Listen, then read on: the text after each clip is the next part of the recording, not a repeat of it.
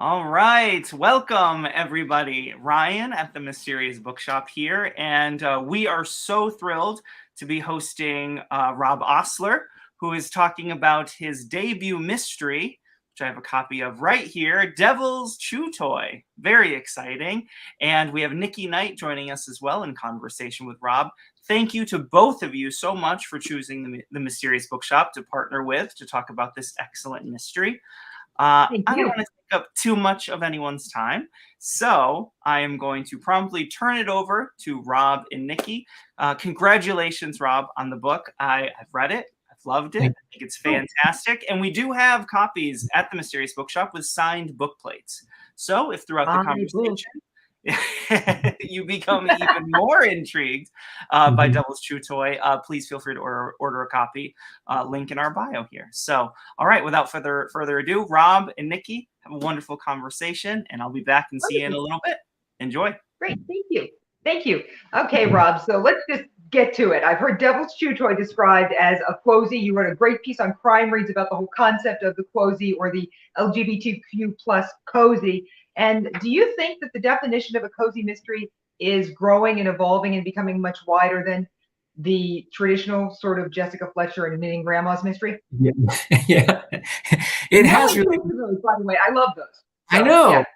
I do too. It is funny though, because I think those, first off, cozy. I mean, probably a lot of viewers will know what a cozy is, but for those, so if you do, just find this confirming, that I know that we know, right? It's like pretty much void of a lot of sex, profanity, gratuitous violence, so cozy.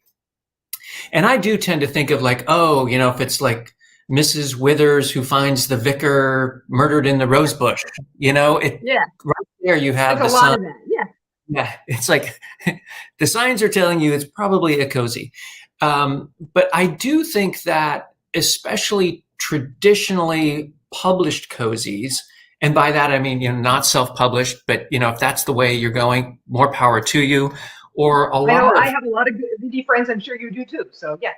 Yeah, I mean, awesome. That can be like the best way to go, it all depends on the circumstance.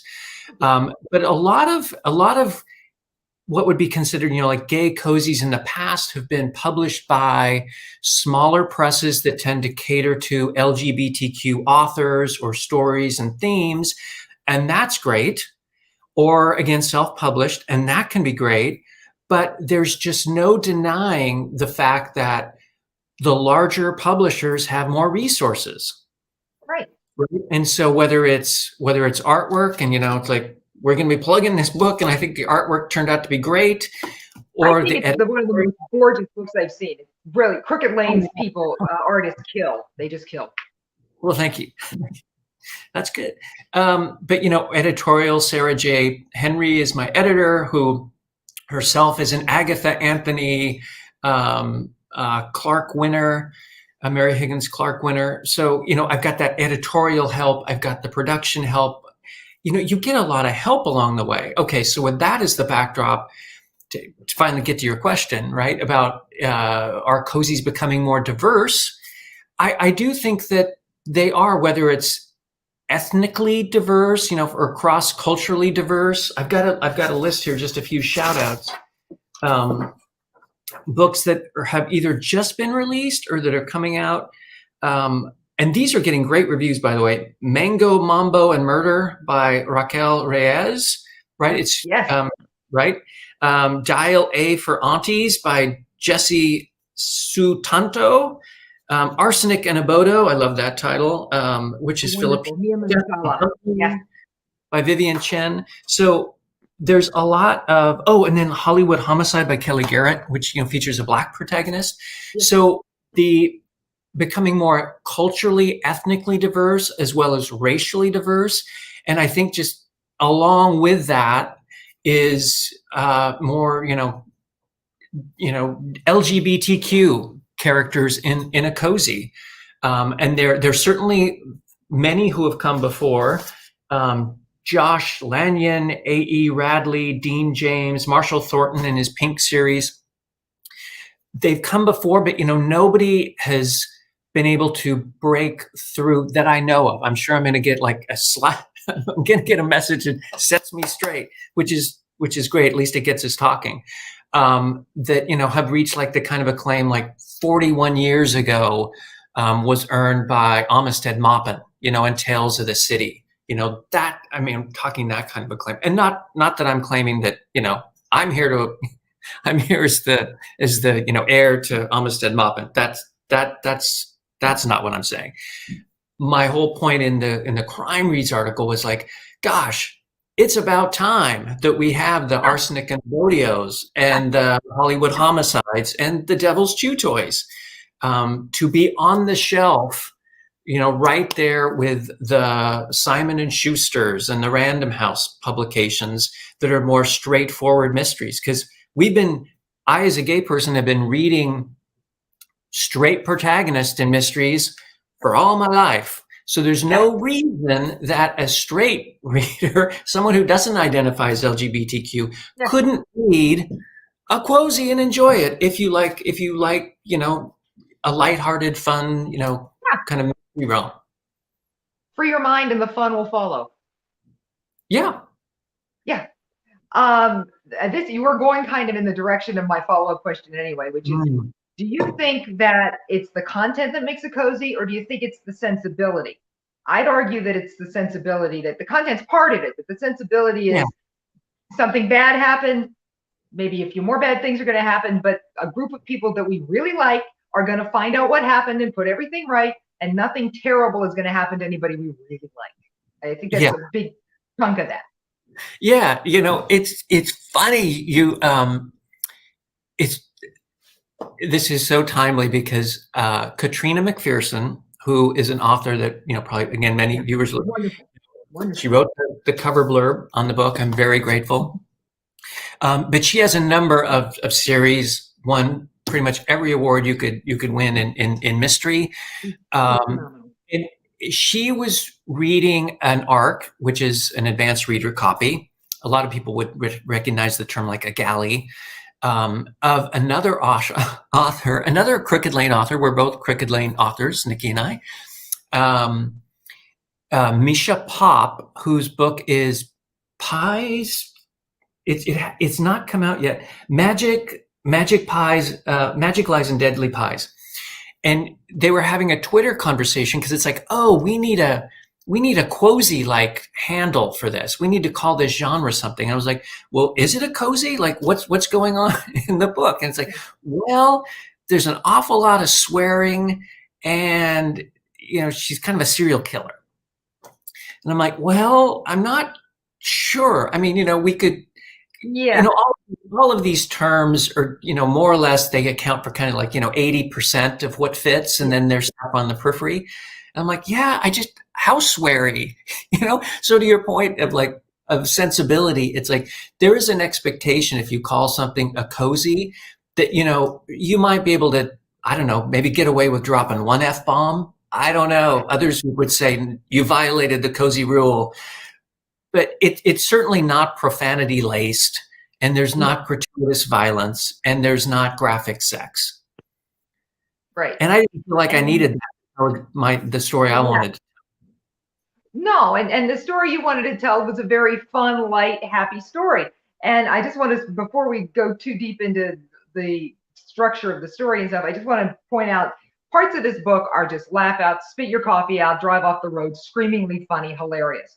And I got to tell, I have to know, did you spit your coffee all over your keyboard when you were writing some of these? Because some of these scenes were insanely funny.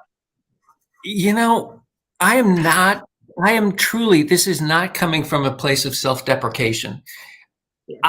I didn't set out to like, I'm going to write a humorous, you know, a book with humor in it. I don't think it's like humor. It's not, you know, David Sedaris is funny. You know, I mean, his books are like, if there was a funny shelf, you know, in the bookstore, it'd be, you know, there.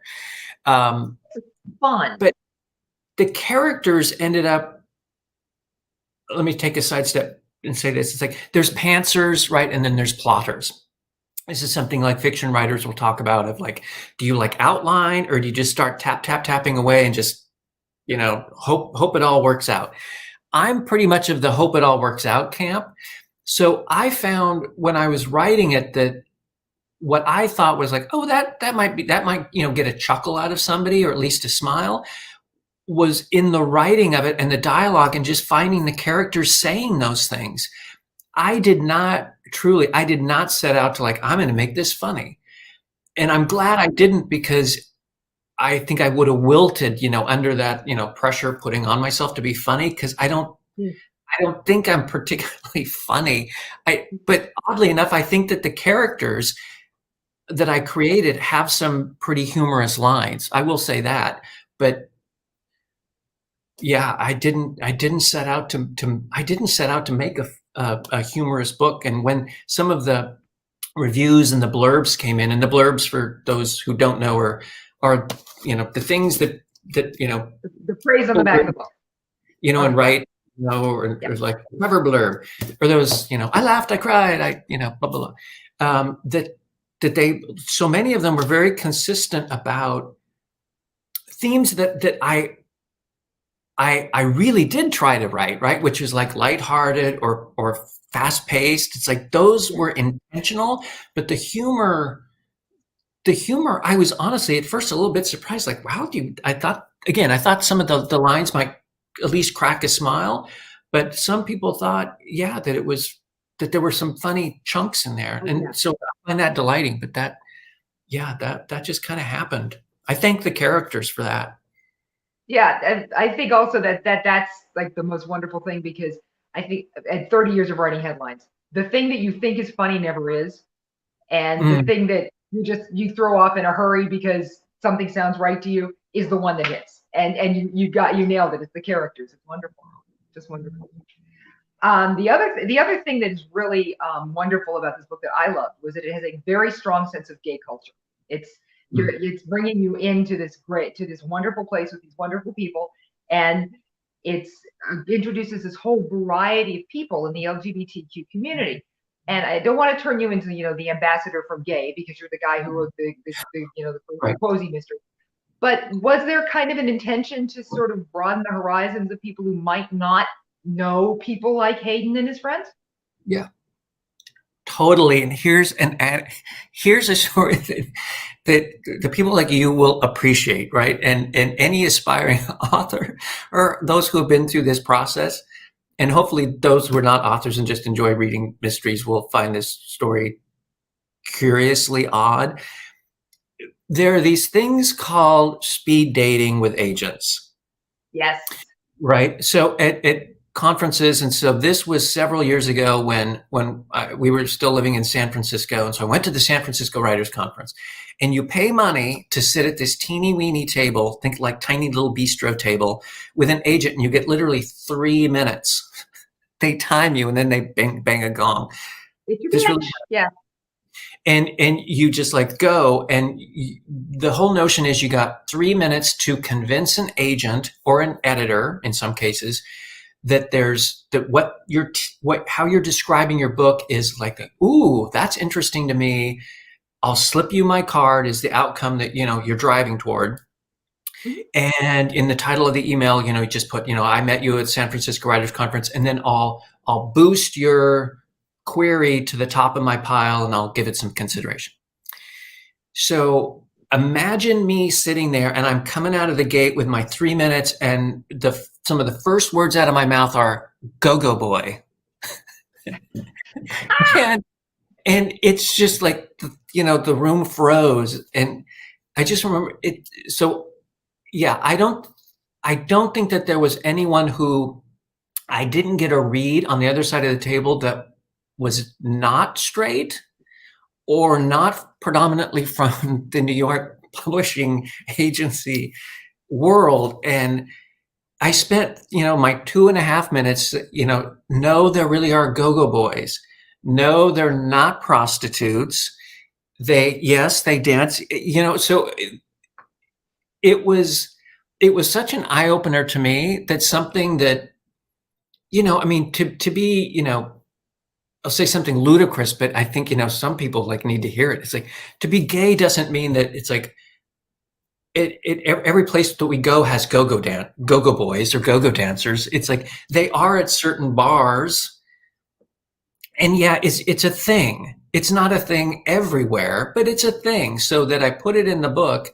And did I ever think, because of the reaction I got, that, oh gosh, I mean, this could be confusing for these editors and agents? And no, because it's like, you need to, like, hello people, there are go-go boys at Yeah. gay bars. And Actually, I thought that was using that as your opening, I thought really was a declaration about the whole book, that this is who I am, this is where we are, and this is how it's going to be. And we're going to have a really good time, but you may or may not have been here before, and that's okay. Yeah. Really But it's so interesting though that Sarah J. Henry, again, the editor, most wonderful, supportive person of this book. The book wouldn't be here if it weren't for her, championing the book. And that is just a flat out truth.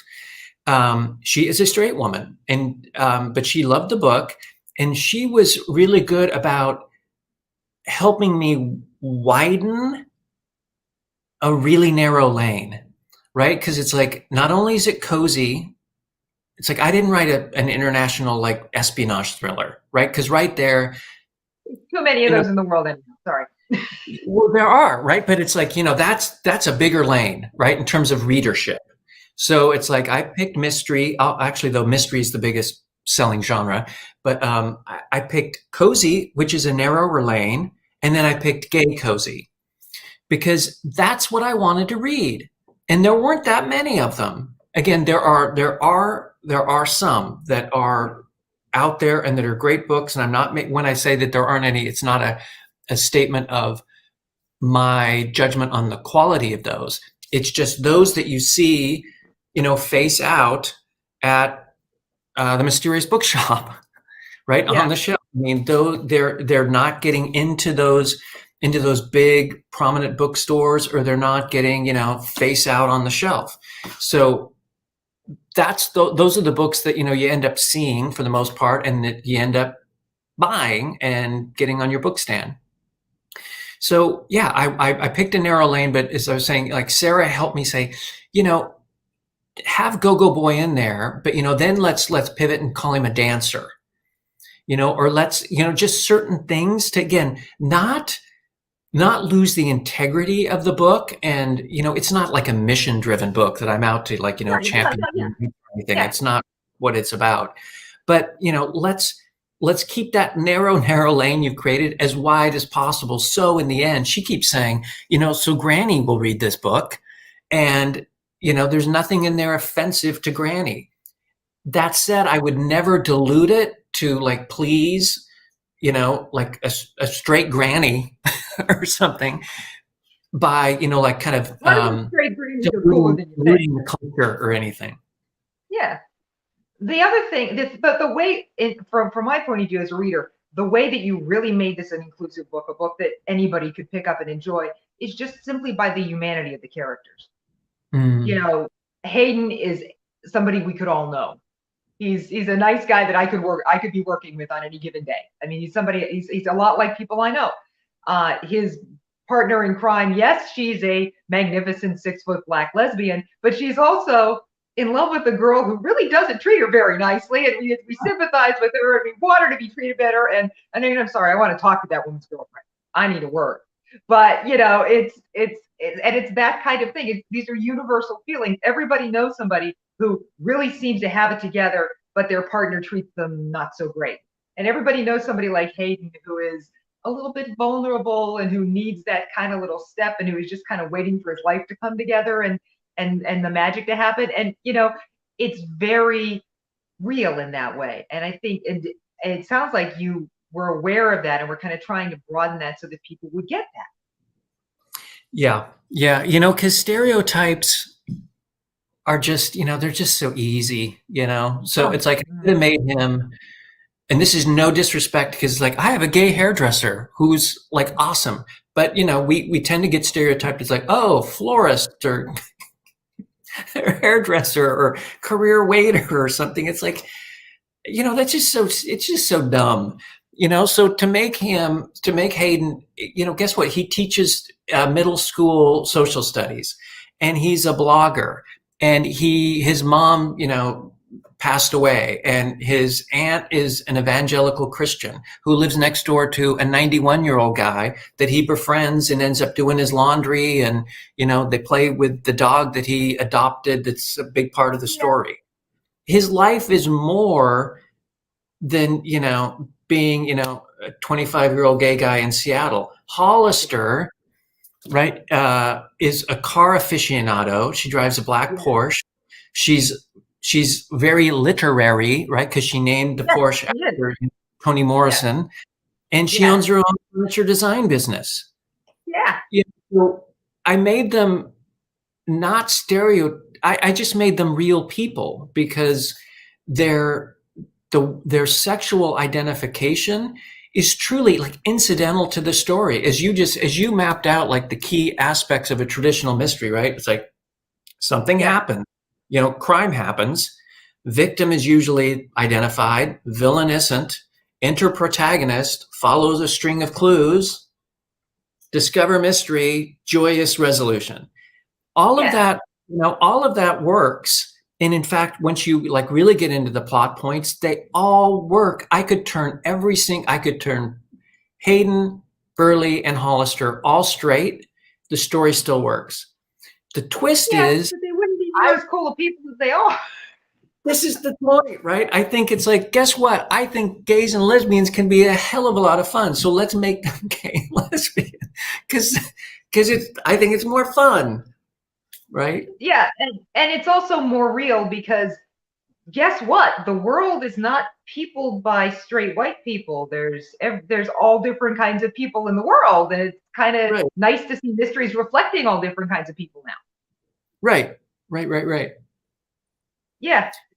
Now, another thing I really appreciate about the characters is that you don't go for the easy and obvious. We talked about a lot about this, about how Hayden is a middle school teacher, and he's not just he's not one of the the standard 3 gay occupations in a country, stereotypical.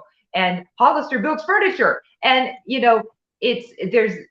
I really appreciate it as a writer that you carefully did not go for the easy and obvious. But what I also really liked was that you had a wide range of characters, not just diversity in terms of sexuality and race, but in terms of age and political viewpoints and thought points. You have an evangelical Christian, you have a 90-year-old World War II veteran in there. Everybody's in there, and they all work, and they all get along because they're humans who want to see the right thing done. That's right. Yeah, I mean, I'm so glad that you appreciate that. And I've mentioned Sarah a couple of times. Like, I think I'll put words in her mouth. Her favorite character is Jerry, right? Who is 91, and all these characters, right? If they're in the book, they should serve a purpose. Hopefully being engaging and entertaining. And Jerry is the person that Hayden really works out kind of the cerebral problem solving of the mystery with, whereas Hayden is the adventure, and I just, the scenes with Hayden and Jerry, having tea and biscuits as they kind of solve the problem, not only gives you more interesting character dynamics between like a 91-year-old and a 25-year-old, but it also gives you a different kind of tone, right? Where Hollister and Hayden are usually going like 60 miles an hour. Those scenes with Jerry, hopefully they're not boring, but they're more like, at 15 miles an hour. Yeah. So it gives me a place to go, because just naturally the pace sets itself when you go into Jerry's house, because he's 91 and he's watching Matlock. Yeah. I want to make sure we get into one more thing before we open to questions. The idea that this book works really well just as a fun ride, but you take on some very serious stuff in here. You take on the issue of immigration and dreamers. You take on the fraught relationship that LGBTQ people and people of color have with police. I mean, that's a lot of the reason we have amateur sleuthing in this book in the first place, because people aren't entirely trusting of the police. Right. And you take on these very serious things, but you always somehow manage to keep the balance without falling over into, this is a message book, and I am now going to beat you over the head with my treatise. Yeah. Did you keep an eye on that when you were writing it? Yeah, you have such good questions. That was a tricky one because once you bring it up, it's like, are you just kind of, I don't know, flashing a card like dreamer? Gotta deal with it, yeah. Whoa, and then you turn the page, or you go too far and you just like, oh, now I'm in it, and Yeah. it's like, I'm not the one. Is this my story to tell, kind of thing?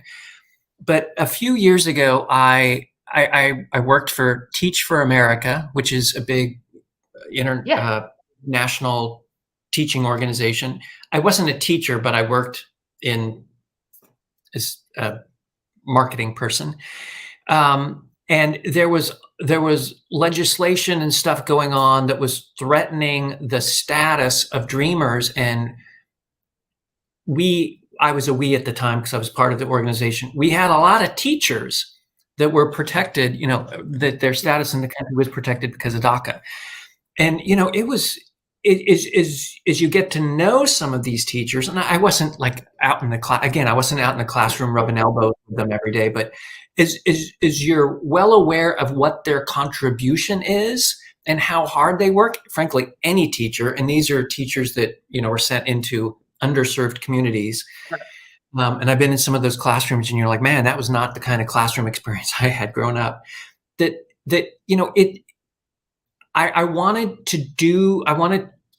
to slip that in, but hopefully, just at the right kind of level, because it's people's worlds, right? And it's their existence. And guess what? It's like some people are living under threat of deportation all the time. And some people are worried when they, see a cop car go by. Their experience, I don't have that experience, and it's not my story to tell and get deep, but I wanted to keep it real, right? So Seattle is not just, the wizard, fairyland. Yeah, but exactly. It is a careful thing to balance. I want to make sure we get in a question from the chat, because W.H. Doherty has come in with the question of how early in your life did you start thinking about writing a book? Also adding that they're thrilled to see your wonderful wit at work, which I absolutely agree with. So when did you start thinking about being a writer? Well, oddly enough, my first writing job, this is going to be a quick pivot, but was 24, but as an advertising copywriter in Chicago. And so I did that for a while, and then I switched to brand strategy, which I still do a bit part-time. But I've always been an avid reader, and it was about 10 years ago that I started writing, I'm going to write a book. It was about 10 years ago, and I wrote an atrocious story. And the second, I put the last period on the, this 80,000 words of horribleness. Got one somewhere. There's a typescript in my closet that thank God will never see light of day. And I just started querying, and then I was just shocked that it's like nobody liked it. I knew nothing. This book I thought was done in 2016 when I was shopping it at the San Francisco Writers Conference to these agents, right, in the 3-minute speed dating.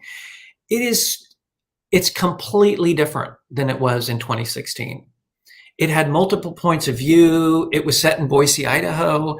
It had a completely different crime. It had different characters. The only thing that remains is the title, Hayden, and the event that kickstarts, a little pun for those who've read it, that kickstarts the whole action.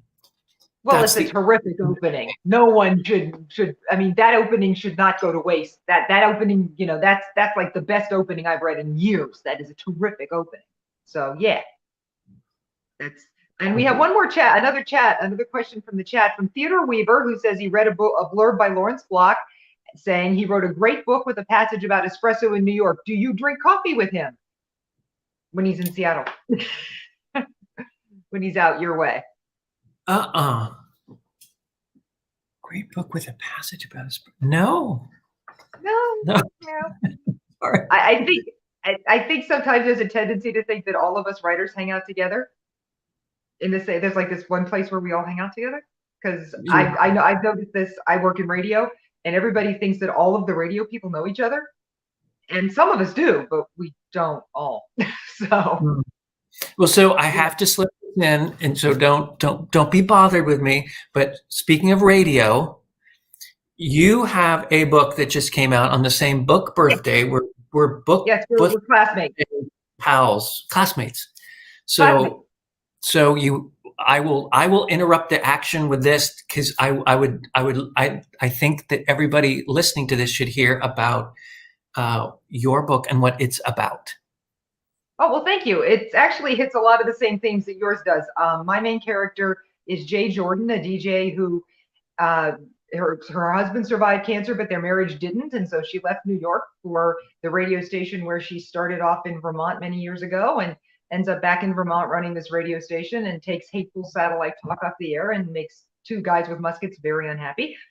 And she borrows the musket from one of the guys and blows the head off a snowman, thus revealing the body of the victim, who turns out to be the talk show host she just took off the air. And things get weirder from there, including a romance with the governor, which sounds like it's just there as the consolation prize for having a rough day, but there's a plot point to that. And oh yeah, there's a farting moose too. And the real point, yeah. The reason that a lot of what Rob has been talking about is very close to what I've been doing in my book is because my cast is very diverse as well. Jay is the main character. Jay Jordan is Jewish by choice. She converted. Her husband was Jewish and she converted. And that does become an issue. The police chief is black, and his wife is the bank vice president. So we have a diverse cast in that respect. We have Jay lives next door to her old on-air partner and his husband and their son is the best friend of her daughter. And it's really nice. There's like this whole familial thing. The dynamic between Jay and her best friend is based on me and my on-air partners, but not any one person. And so it's working out a lot of stuff, and it's a very modern, diverse kind of cozy. Yeah. So. Yeah. No, that sounds awesome. Again, I love I'd never come up with, of course, I'd never come up with any story elements that you've got in yours, but living in Southern California, it's like the blowing the head off the snowman. It's like, we don't even have snow.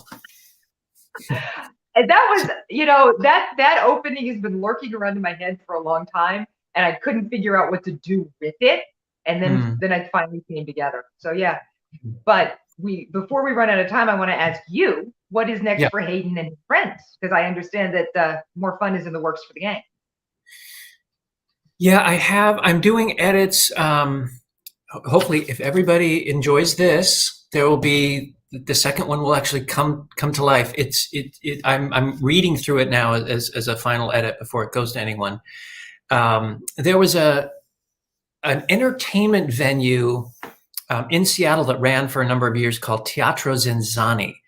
And you can easily imagine what it was like if you imagine Cirque du Soleil with like a fancy dinner. Okay. And it ran for a few years. So I've created this venue called Mysterium, which is playing in Seattle. And the ring mistress, something happens to the ring mistress. Ooh. And Burley, who's the giant in Devil's Chew Toy, I mean, literally, she's a giant. I described her as if Hayden and Hollister had needed a third teammate, they'd call in Burley. But she's implicated in the crime in a way, and so the motivation for Hayden and Hollister to solve this crime is they're doing it for Burley.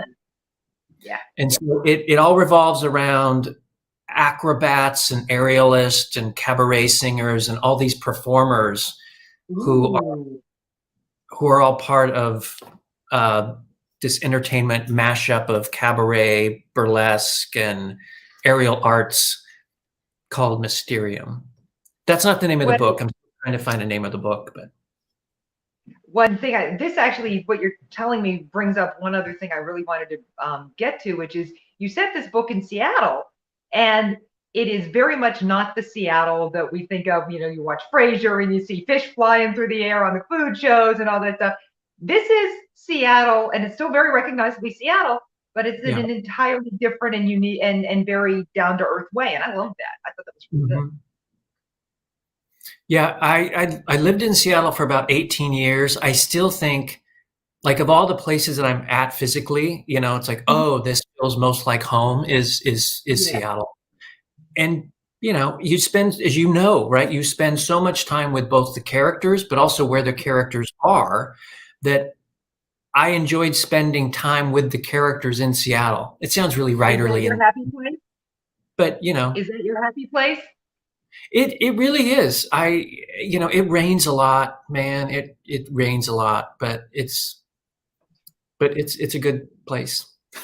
Yeah, I know what you mean, because that's when I was writing a lot of Live, Local, and Dead, and continuing to work on a lot of it, there's some family health issues going on, and Vermont has become, going and hiding out in Vermont with my characters is kind of my happy place. And I think it's particularly, you know, and with the stress for you, with the stress of a debut, because I've been through that. It's nice to have kind of this wonderful place to escape to and go see your friends when you're working on all of that stuff. Did you find that was that was a very helpful thing? Yeah, yeah. I mean, for sure. I mean, what we do is just is fun, right? Because it's like you get to spend time with these characters that you create of your imagination. You put them in places, and it's like, you know. So he's racing around Capitol Hill, and he lives in West Seattle at Orca Arms. And I lived in West Seattle for many years, and you know, and then he's in Ballard at the hospital, and so I can picture him in line, you know, for the Bainbridge Island ferry, you know, where the mysterious estate is, and or Barkingham Palace, the boutique pet shop where that is. So I can envision, like, literally, like, where that would be on the block and on the street. And it, you know, it also just helps because I'm not world building, you know, this isn't fantasy. It's like a real place, although it's fiction. Yeah, that's wonderful. Thank you so much for letting us go into your world and talking with us about this. Thank you. Gosh, I see well, no, Ryan is back. yeah, Yes, thank you. Thank you both so much. Thank you, Rob. Thank you, Nikki. I'm also thrilled to hear that there will be more Hayden and Hollister adventures coming our way. That excites me very much so. And watching in real time, we did have some orders coming through. So again, if you would like to have a copy of Devil's True Toy, including a signed bookplate, please place an order at the Mysterious Bookshop website right now. Rob, thank you again so much. Nikki, thank you so much. Wonderful conversation, wonderful talk. We hope to host you both sometime again very soon. So thank you so much. Very much. Have a great night, everyone. Thank you. Yeah, thank you both. Appreciate it. Thanks everybody for watching. Thank you.